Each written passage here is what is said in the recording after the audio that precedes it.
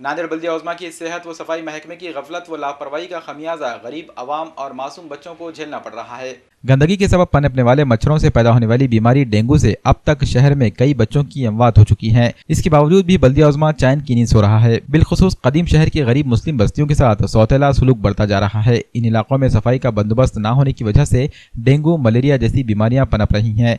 इन्हीं इलाकों के लोग खुसूसन बच्चे मुख्तलिफ बीमारियों का शिकार हो रहे हैं। ऐसे में समाजी तंजीम पॉपुलर फ्रंट ऑफ इंडिया ने इस मसले की संगीनी को देखते हुए इंतजामिया से नुमाइंदगी करने का फैसला लिया। इसी सिलसिले में PFI की जानिब से जिला कलेक्टर और बल्दिया कमिश्नर से मुलाकातें करते हुए इंतजामिया की तवज्जो इस संगीन और फौरी हल तलब मसले की जानिब मबजूल करवाई गई।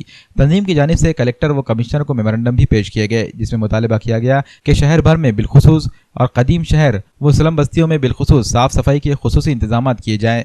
इस वफ्द में PFI के जिम्मेदारान अहमद नदीम, आमिर खान, मुजाहिद खान, सैयद जुबैर, अब्दुल करीम, इसाक अंसारी व दीगर शामिल थे।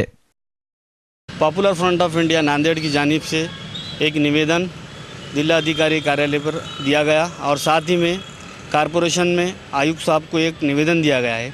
इसके अंदर पॉपुलर फ्रंट ऑफ इंडिया ने ये डिमांड की है कि हम देख रहे हैं पिछले 2 हफ्तों के अंदर डेंगू की वजह से कई बच्चों की अमवात वाक़ई हो चुकी है।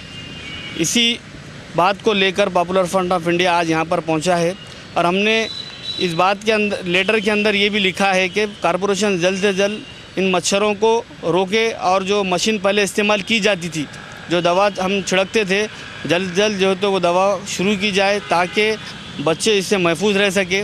बिलखुसूस हम अगर देखेंगे तो पुरानी सिटी के अंदर देगलूर नाका, मिल्लत नगर ऐसे एरिया के अंदर जो है तो बहुत ज़्यादा इसके मरीज़ पाए जा रहे हैं।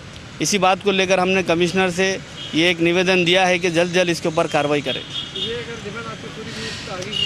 अगर कारपोरेशन इसको संजीदगी से नहीं लेता है तो पॉपुलर फ्रंट ऑफ इंडिया मुख्तलिफ तंजीमों और सियासी पार्टियों को लेकर कारपोरेशन के ऊपर एक धरना आंदोलन करेंगे इंशाअल्लाह।